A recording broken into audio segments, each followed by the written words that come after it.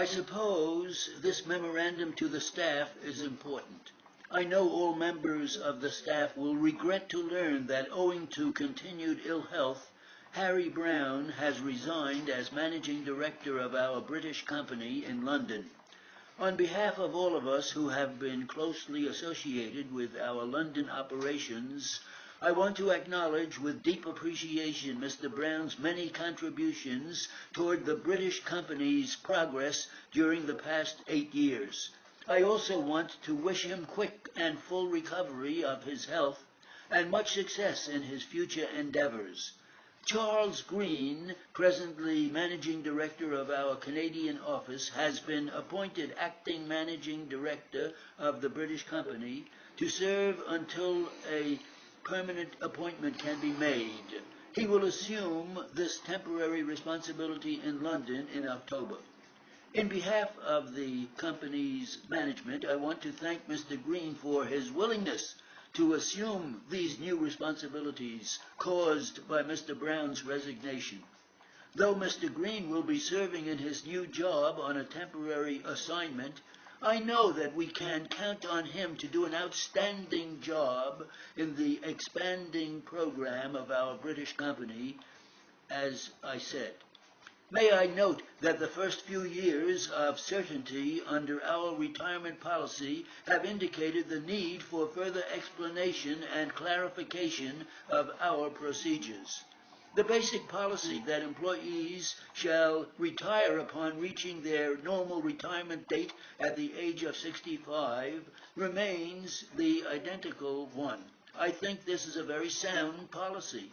To the end, each department head will be notified by the personnel department as to those of his employees who are approaching retirement approximately 2 years in advance of their retirement date.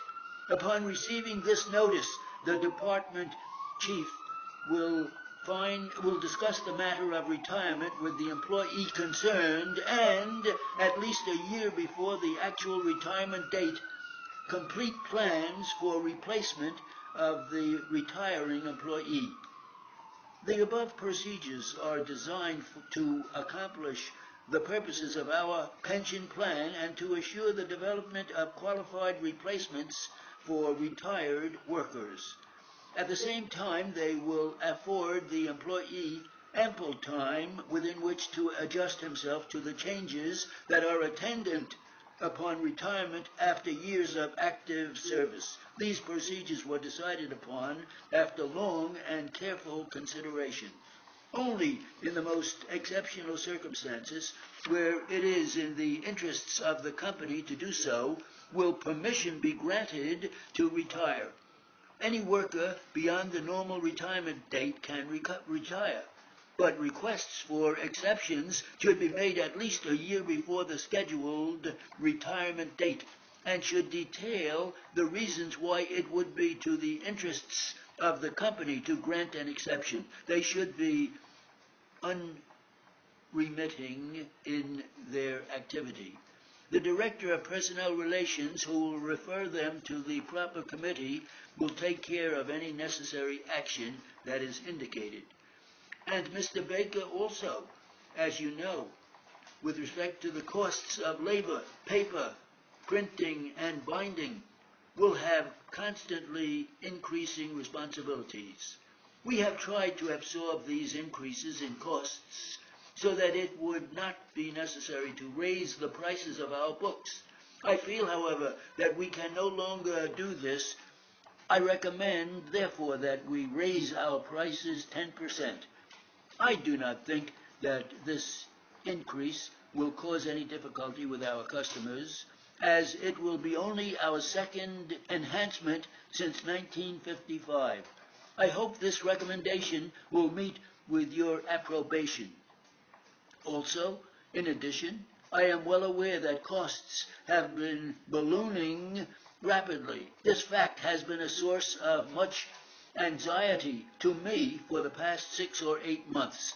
There is no question that we must cut our prices, but the thought in my mind is whether an increase or decrease of 10% is insufficient. The latest figures I have indicate that our costs have risen 20% in the last 3 years. Because we have kept our prices in line for so many years, I have a feeling that we would have no difficulty with our customers if we increased our prices 15%. Please give this insight some thought.